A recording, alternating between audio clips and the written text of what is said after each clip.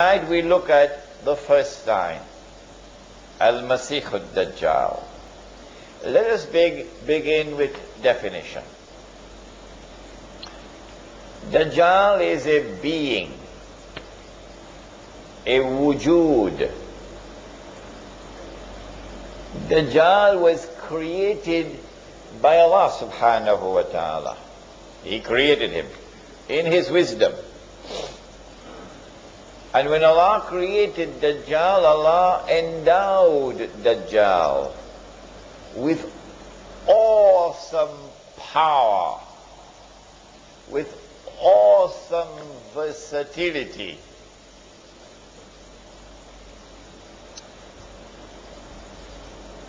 And Dajjal was created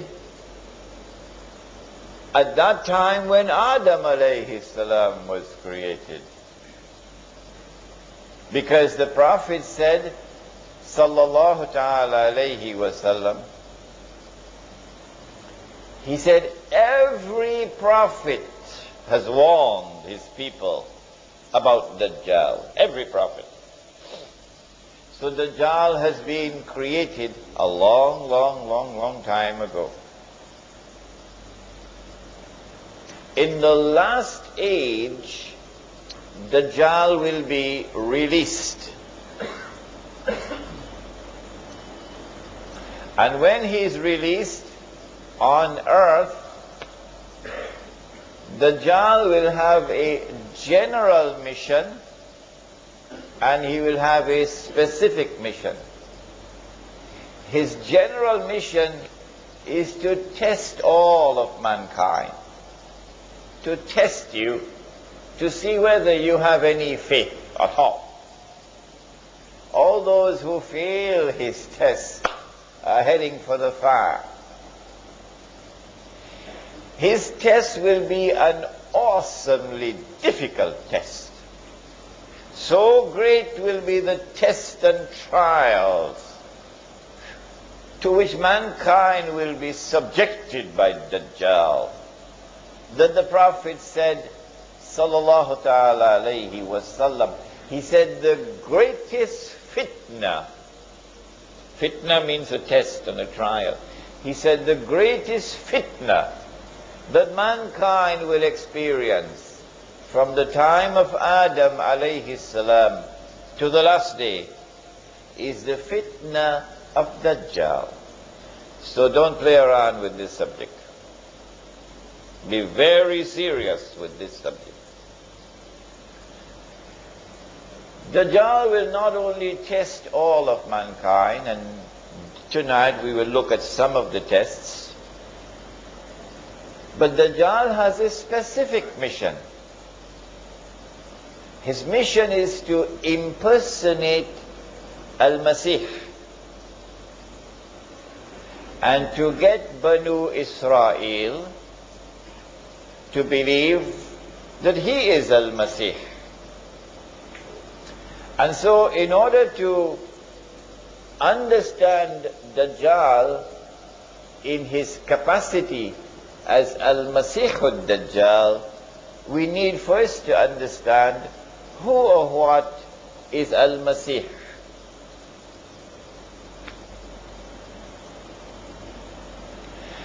After Banu Israel had lived in the Holy Land, which Allah had given to them, and after Dawood alayhi salam had established the state of Israel, he was a Muslim, so this is the Islamic state of Israel. And after Sulaiman alayhi salam had raised it until it became the most magnificent state that history will ever witness. After Sulaiman alayhi salam had built the masjid,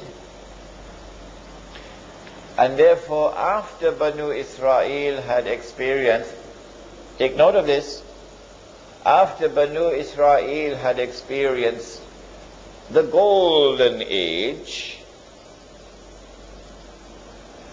then they committed misdeeds, they violated the trust with Allah, the covenant with Allah, they committed many, many sins, and Allah subhanahu wa ta'ala expelled them from the Holy Land.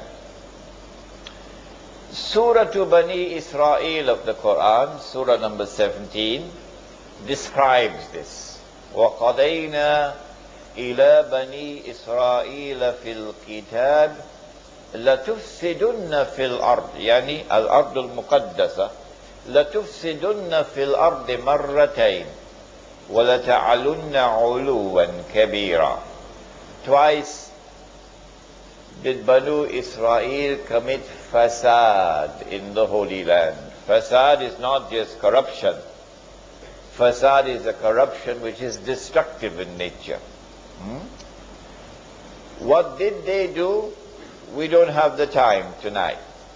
But if I get a chance to deliver the lecture Jerusalem in the Quran, then we can go into all those details. But they were expelled. They had violated the conditions for residence in the Holy Land. And Allah sent a Babylonian army. And that Babylonian army destroyed the state of Israel, destroyed the masjid, and took Banu Israel into slavery in Babylon. Babylon is in today's modern day Iraq, in that territory. All right. And so the golden age has come to an end. While Banu Israel were there in Babylon, weeping by the rivers of Babylon, Allah subhanahu wa ta'ala sent prophets to them. Among the prophets was a prophet named Daniel, for example. And he's a very important figure, Daniel. When these prophets came to Banu Israel in Babylon, these prophets communicated to Banu Israel a promise from Allah to them. The promise was that He was going to send to them a prophet who would be a special prophet, because this prophet would bring back the golden age. The golden age was one in which Sulaiman alayhi salam and the state of Israel ruled the world. It was the ruling state of the world. And when this prophet comes, he will bring that back. He will rule the world from Jerusalem. This prophet, special prophet to Banu Israel, this prophet was known as Al-Masih. The meaning of the word is not relevant here. The significance of the word is what is relevant. The functions of Al-Masih is to bring back the golden age, to rule the world from Jerusalem. In order for the Messiah to bring back the golden age, the implication is, number one, this is clear as an implication, number one, he would first have to liberate the Holy Land from Gentile rule, non-Jewish rule. Number two, he will have to bring Banu Israel back to the Holy Land. Number three, he will have to restore the state of Israel. And number four, that Israel must grow until it becomes the ruling state in the world, and that Messiah must rule the world from Jerusalem. Only then will the golden age of Sulaiman alayhi salam return.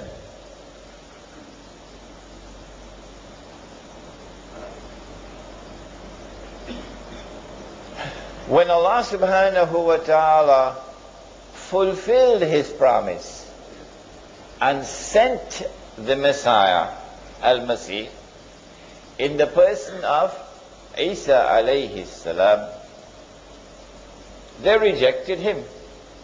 Is it tomorrow night? No, Thursday night we have Islamic view of the return of Isa alayhi salam. Thursday night. So on Thursday night we're going to go into this in greater detail. When Allah subhanahu wa ta'ala fulfilled His promise and sent the Messiah to them, they rejected Him. Not all. No. There were some Jews who accepted Him. فَآمَنَتْ طَائِفَةٌ مِّن بَنِي إِسْرَائِيلَ. But there are others who rejected Him. وَكَفَرَ طَائِفَةٌ. They rejected Him because they declared that وَنَعُوذُ بِاللَّهِ مِنْ هَذَا, He's a bastard. His mother gave birth to him without a father, without any, husband. And therefore she had committed that vile deed of zina. He's a bastard. A bastard cannot be the Messiah. So they rejected him. And then later on, when they saw him die on the cross, before their very eyes, they saw him die. He's dead. But the state of Israel has not risen to become the ruling state in the world, and he has not ruled the world from Jerusalem. A number of reasons. So he could not have been the Messiah. Tomorrow night or Thursday night I'll give you some more reasons. And so they're waiting for the Messiah to come. What they did not know, and you and I know, is that this was indeed Al-Masih. And when they thought that he was dead, that they had crucified him, no, he was not crucified. Allah made it appear unto them that he was crucified, and Allah raised him unto Himself. So he did not experience something called maut. And since every soul must taste maut, who said so? Every soul must taste maut. Who said so? Yes, the Quran. Allah says so. Kullu nafsin za'iqatul maut. Every soul must taste maut. Therefore, he also must taste maut. Therefore, he will return. He will die. Since they're still waiting for Al-Masih to come, you can't live in New York and not know that. They're still waiting for Al-Masih to come. And they had boasted of how they killed this one. The Prophet Muhammad ﷺ informed us that Allah will send in the last stage this being created by Allah, who will impersonate Al-Masih and who will convince them that he is delivering the return of the golden age. He will deceive them, however, because he would not be the true Messiah. He will deceive them because this would not be the return of the golden age. It would appear like that. And so Dajjal has been endowed with awesome powers of deception. He has a PhD in deception. Dajjal. This is indeed the meaning of the word itself, Dajjal. If Dajjal is to deceive Banu Israel and get them to be convinced that he is the Messiah, look at what he will have to do. Number one,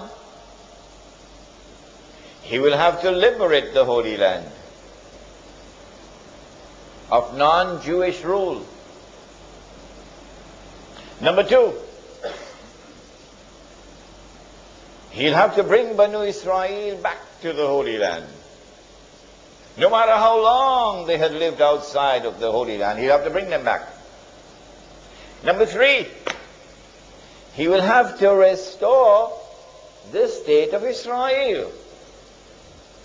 And number four, he will have to take the state of Israel to that status where it will become the ruling state in the world. And he himself will then have to rule the world from Jerusalem. That's not an easy task at all for the Dajjal to perform. When you give, make sure you put your hands deep in the pockets and give something, inshallah, for the masjid.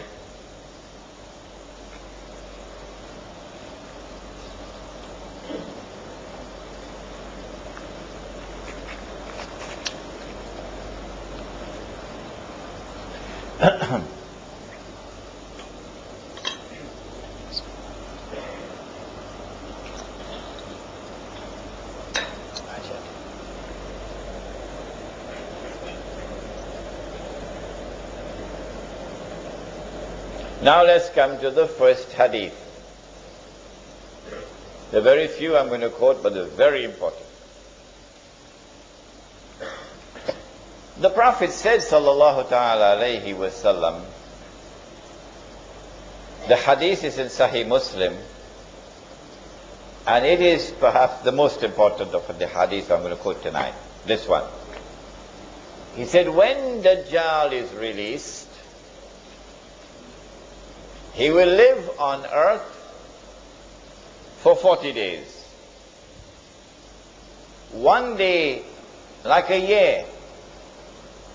One day like a month. One day like a week. And the rest of his days like your days.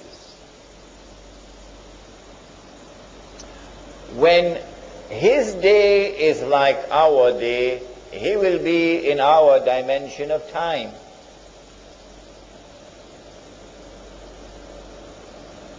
But prior to that, he would not be in our dimension of time because his day would not be like our day. When he is in our dimension of time, at that time it will be possible for us to see him.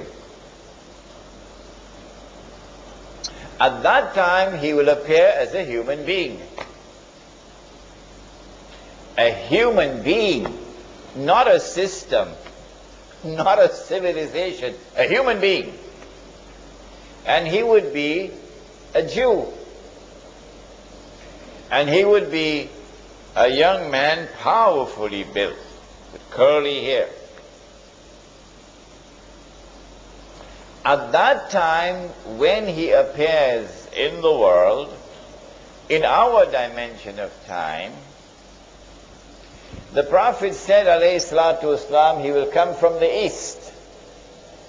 He pointed his finger 20 times to the east. The Dajjal will come from the east. But what about prior to that, when he will not be in our dimension of time? Where will he be, for example, when his day is like a year? Where will he be? Do we have any answer to that? He's going to be on earth, but we won't be able to see him. The angels, are they here in this room? Yes. How many? Each one of you have 2 angels on your forehead, on your shoulders. So there are many angels right here in this room. They are on earth. Are they in our dimension of time? No. No. So they don't perform salat. according to our timetable. Huh? Fajr for them is not Fajr for us. If we were to go into that day in which they live and we have to perform salat, can we perform salat according to this timetable? No, we don't have to calculate to do it. Can an angel come into our world? Can an angel come into our dimension of time so we can see the angel? Huh? Huh? Yes. Which one?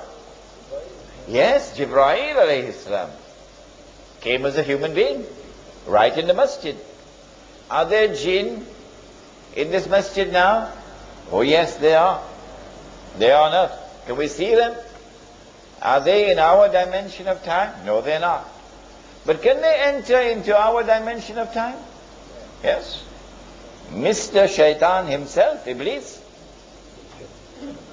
he came as a human being, as an old man, you remember, with a walking stick.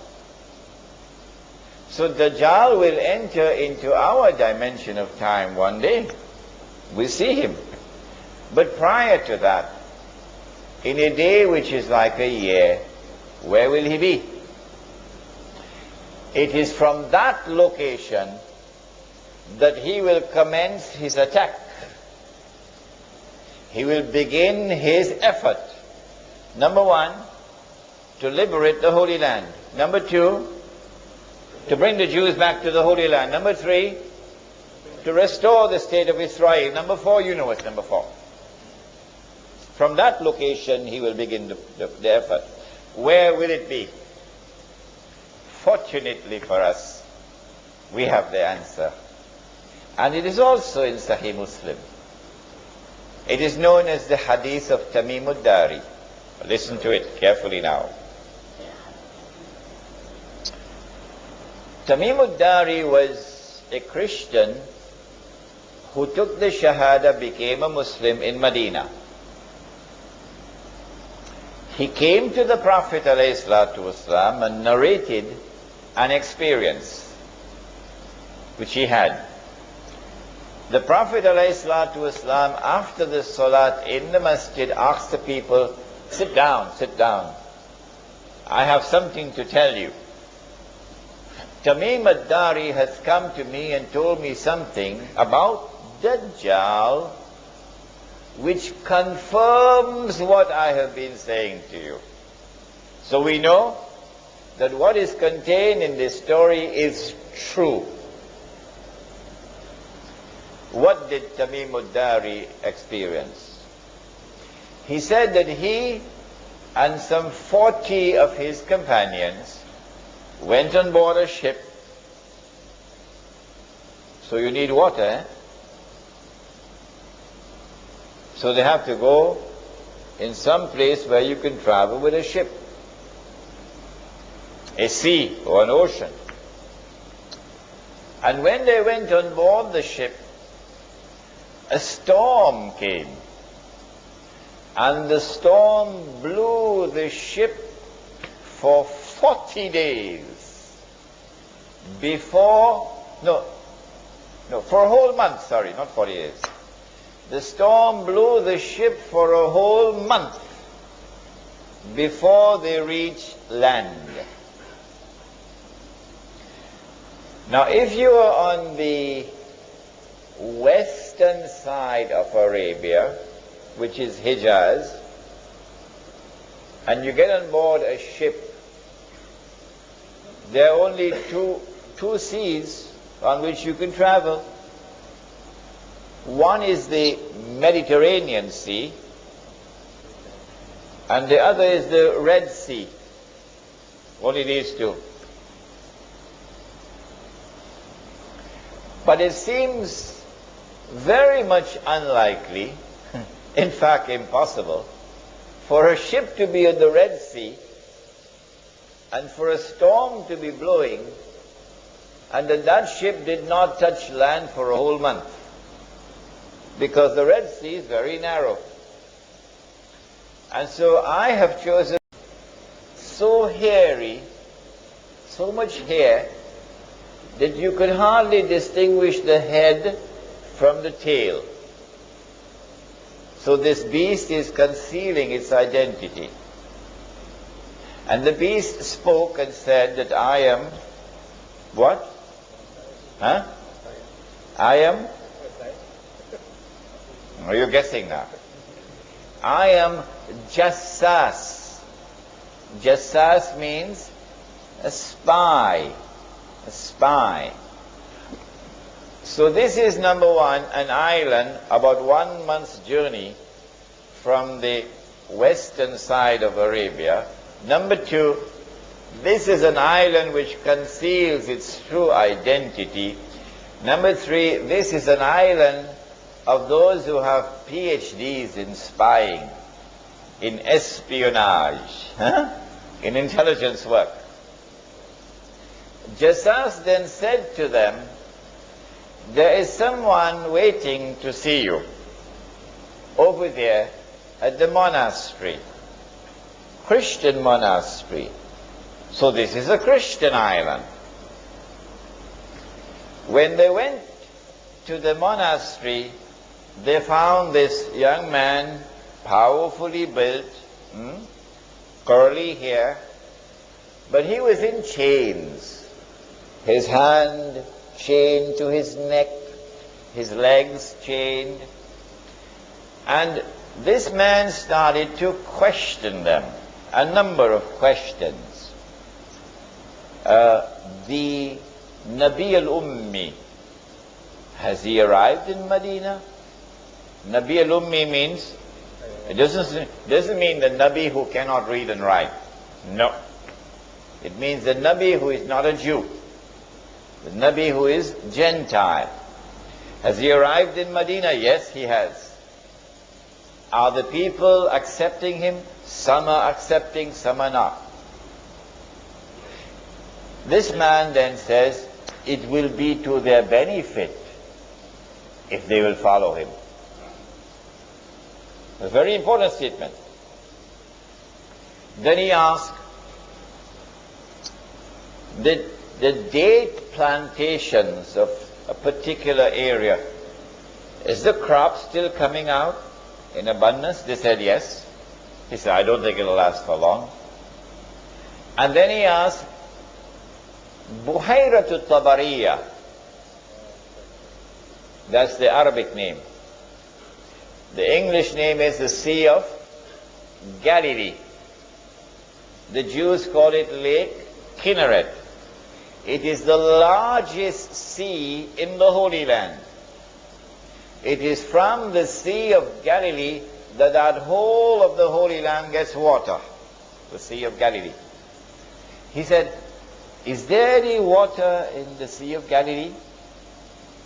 They said, yes, plenty water. He said, I don't think it's going to last for long. And then he said, I am Dajjal. I am Dajjal. And when I am released, I'm going to enter every single town and city. But notice, he didn't say kampung.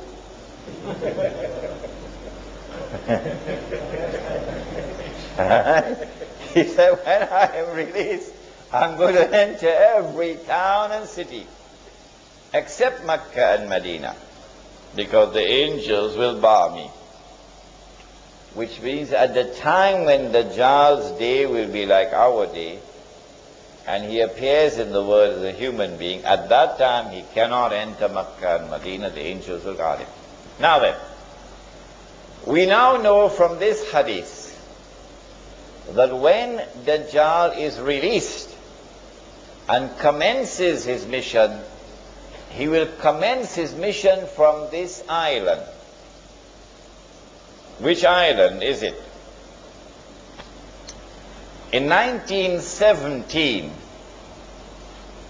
the British Secretary of State was a man named Lord Balfour. And Lord Balfour made a declaration, a stunning declaration. Britain was the superpower in the world, and Lord Balfour declared that the British government intends to pursue an effort for the establishment of a Jewish national home in Palestine. In 1919, a British general led an army which defeated the Turkish army, and from a Jewish perspective liberated Jerusalem and liberated the Holy Land. And then Britain became the power which controlled the Holy Land. The League of, in those days you didn't have the United Nations, you had the League of Nations. And the League of Nations conferred upon Britain something called mandate power. So Britain was the mandate power who controlled the Holy Land. Britain controlled the Holy Land from 1919 until 1948. In 1948, Britain acted as the midwife for the baby to be born. The baby, of course, was the state of Israel. In consequence of all of this, I have come to the conclusion that the island was Britain. And so when the Dajjal was released and commenced his mission to deceive Banu Israel and to deliver to them what would appear to be the return of the Golden Age, it is from Britain that he commenced his mission. But if there's anyone who differs with me, then I'll have to invite them to tell me, you tell me which island it is. You cannot just differ with me without telling me which island is it. Because the hadith is there in Sahih Muslim. You've got to deal with the hadith. During the time that Dajjal was launching his attack from Britain, the Holy Land was liberated of non-Jewish rule. During the time that Britain was hosting Dajjal, the Jews came back to the Holy Land. And during the time that Dajjal was launching his attack from Britain, the state of Israel was restored. 3 out of 4 already delivered. And in all of this, the overwhelming majority of Jews have been absolutely convinced that all of this represent blessings from Allah.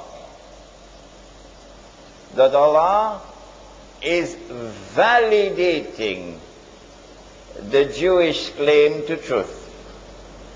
That Allah is fulfilling His promise to Banu Israel.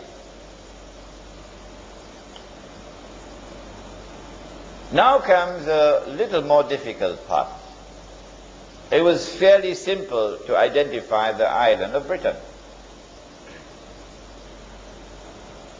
If when Dajjal was in a day which lasts like a year, he will be in an island, according to the hadith of Tamim ad-Dari, where will he be in a day which is like a month?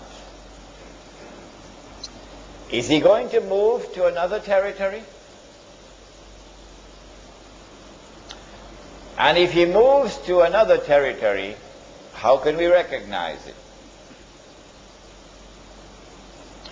The yardstick which I use to measure whether or not Dajjal has moved to another territory in a day which is like a month is the yardstick of the state of Israel. Who is the one Who is keeping it alive? Who is the one who is conferring upon it security? Who is the one who is building it up constantly, feeding it, and making it stronger and stronger and stronger and stronger? Is it Britain? The answer is no. Remember, your brother Imran is also a student of international relations. Don't forget that. The answer is no. Someone else has taken over from Britain as the strategic ally of the State of Israel. Britain is still there, but now there's someone else more important than Britain, with a more strategic relationship.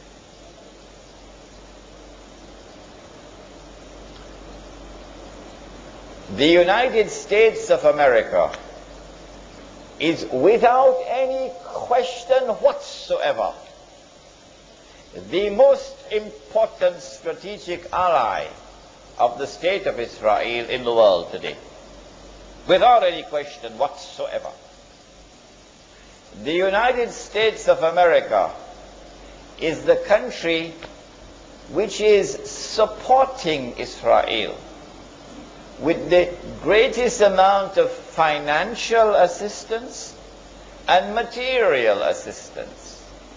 The United States of America is the country which has a strategic military alliance with the State of Israel. And so, I have come to the conclusion that the Dajjal, in a day which is like a month, is no longer in Britain. Britain now has to give way to another country. Britain was the superpower. Britain was ruling the world. But now another country mysteriously, strangely, inexplicably takes over from Britain as the ruling power in the world and the strategic ally of the State of Israel. This is the United States of America. When did it happen? Now we're going to test your knowledge of international affairs. When did it happen? I think you would agree with me, number one, that the Second World War would be the turning point. And so here is tangible evidence that the United States has now taken over from Britain as a senior partner. Evidence number two. At the end of the Second World War, in 1945, the international community came together in a conference in Bretton Woods in upstate New York to create a new international monetary system. Prior to this, Britain, London, was the financial capital of the world. Ever since the Bank of England was established maybe 200 years earlier, London was the financial capital of the world. And the ruling currency in the world was the British sterling pound. His Majesty the sterling pound. But now at Bretton Woods something strange happens. The Bretton Woods Agreement confers upon the US dollar the status of the ruling currency. And the Bretton Woods Agreement confers upon Washington the status of the financial capital of the world. Because the International Monetary Fund is now located in Washington. The British didn't like that at all. The World Bank is located in Washington. The British didn't like that at all. So here is the second tangible evidence that Britain has now conceded and the United States has now taken over as the ruling power in the world. And then came a third and even more dramatic evidence.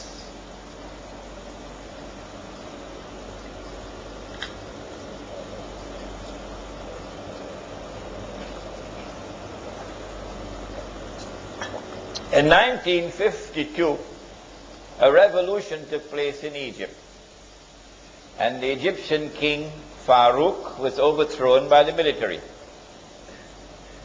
The military put General Muhammad Najib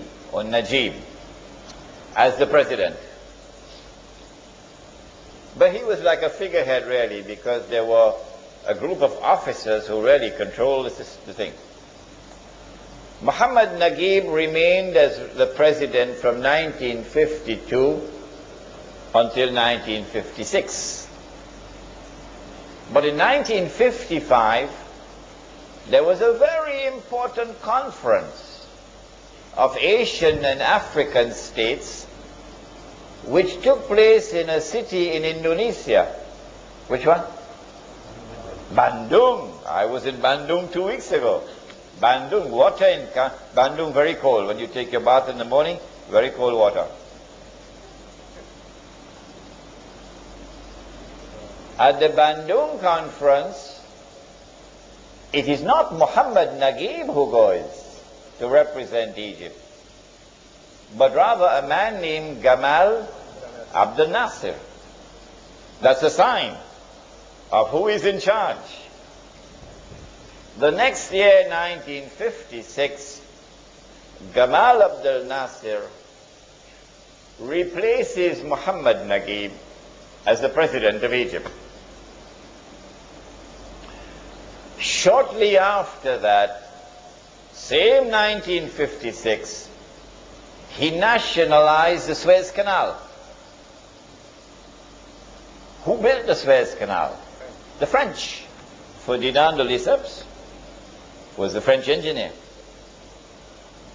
And then the French and the British came together in a joint control of the Suez Canal. Gamal Abdel Nasser nationalizes the Suez Canal, removes the French and British troops which were there, and Egyptian troops now take control of the Suez Canal. This is as plain and as clear an act of defiance and of confrontation with Britain as you could possibly find. In order for Britain to have any vestige of a claim to be a superpower, Britain has to respond, must respond. Well, what Britain did was, strangely, mysteriously, Britain kept the United States out.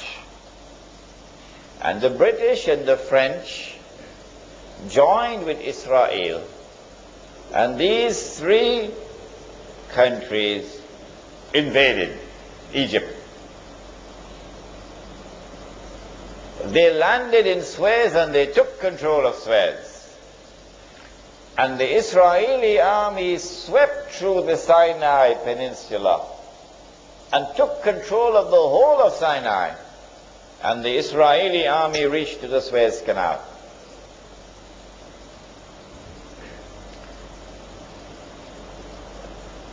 General Dwight Eisenhower said, "No, I will not allow this. Go back." Can you tell Britain that?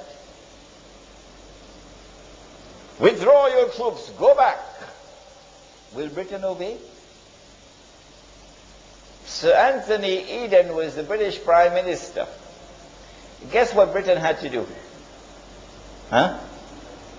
Britain had to withdraw its troops. And France had to withdraw its troops. And the state of Israel had to withdraw its troops back to Israel. Because the American president said, no, I will not permit it. Go back. So here you have the third, the most dramatic of all evidence, that the United States of America has now taken over from Britain as the ruling power in the world. And that the United States of America still has this strategic relationship with the State of Israel. I have taken pains to mention dates because I want you to calculate. That was a day like a year, and this is a day like a month. What comes after this? Now is the time you have to think. And if out there in Indonesia they could understand it so easily and so quickly, grasp it so quickly, there is no reason why you cannot. In order for Dajjal to complete his mission, he has to move from a day which is like a month to a day which is like a week. If when he was in a day like a year, he was in one territory, and that was the ruling territory, the ruling power, and then in a day which is like a month, he moved to another territory, and that country became the ruling power, it follows therefrom that when he moves to a day which is like a week, he will move to a third place, a third country. And that country will now replace the United States of America as the ruling power in the world. But it will not rule for long. Just a short time.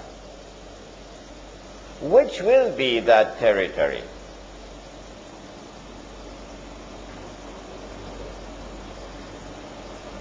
China? Ready? You think so? Anybody else? Israel, of course. Of course, Israel.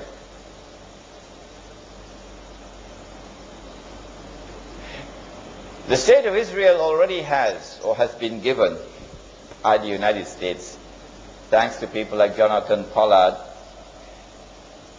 the nuclear know-how. The state of Israel has enough nuclear weapons, enough thermonuclear weapons to lay claim to be a superpower already. But in order to be recognized as a ruling power in the world, Israel will have to give a spectacular display. A spectacular display, a dazzling display of its military might, which it has never done so far. All that the world has seen is glimpses of what Israel is capable of doing. But it'll have to be a spectacular display of its military power. When it does so, it will have to emerge out of that military event. It will have to emerge as the dominant power in that region, so that all the states in the region in which Israel is located must all submit to Israel. Secondly, when Britain was the ruling power, London was the financial capital of the world. When the United States became the ruling power, Washington was the financial capital of the world, ably assisted by New York. And so if Israel is to become the ruling power in the world, something dramatic has to happen in the monetary system around the world, in the financial system around the world. Something dramatic has to happen, in consequence of which the financial capital of the world will now shift to Jerusalem or to the Jews. What is it that can happen? Oh, I love the Indonesians, because they could understand so quickly, so easily. I don't know, maybe because they eat a lot of nasi, rice. The answer is the international monetary system is based on fraud, paper money. If I get a chance, I can teach you the subject, but tonight is not the night. But it is fraudulent. The entire world of money is connected to one currency, the US dollar.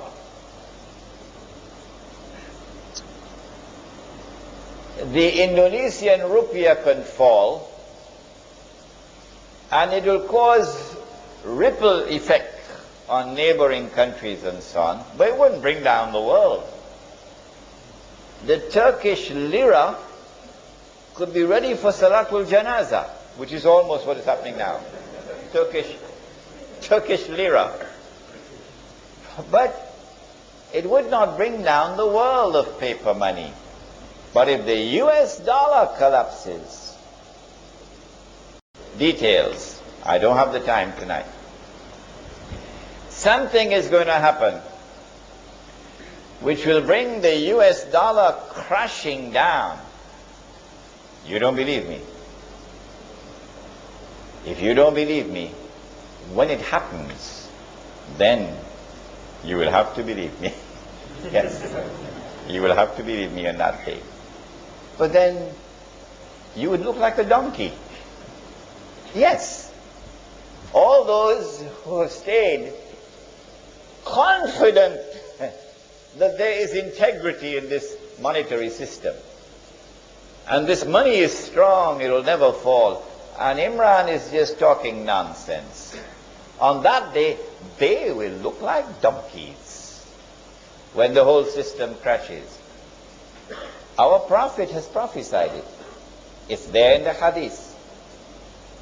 He said the day will come when nothing will be of value, meaning as money, except a dinar and a dirham. And a dinar is not made of paper. A dinar made of gold. The dirham is made of silver. The sunnah of Muhammad alayhi salatu wasalam is dinar and dirham. The sunnah of all the prophets of Allah, the sunnah is dinar and dirham, gold and silver coins. We have abandoned the sunnah. We have abandoned Muhammad alayhi salatu wasalam, and we're paying the price for it. The international financial system around the world today is in the control of Jewish bankers and Jewish financiers. If they want to, they can bring the US dollar down today. They can do it. Because Washington has printed too much paper. And there are far more US dollars outside of the United States than there are in the United States. It's entirely fraudulent. If I were to do it, they'd put me in jail.